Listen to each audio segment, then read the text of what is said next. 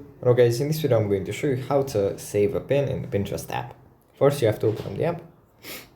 Here it opens up in the home menu where we have some pins, and from here through browsing you can find something that interests you, and then for example if you like this car you long press on it and then tap on and then move your finger to the pin icon, and then you can save it, and you can save it to a board here.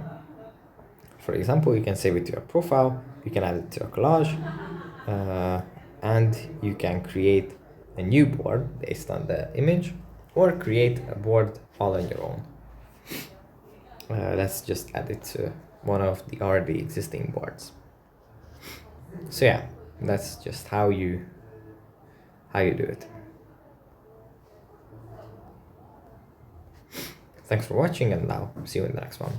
Bye.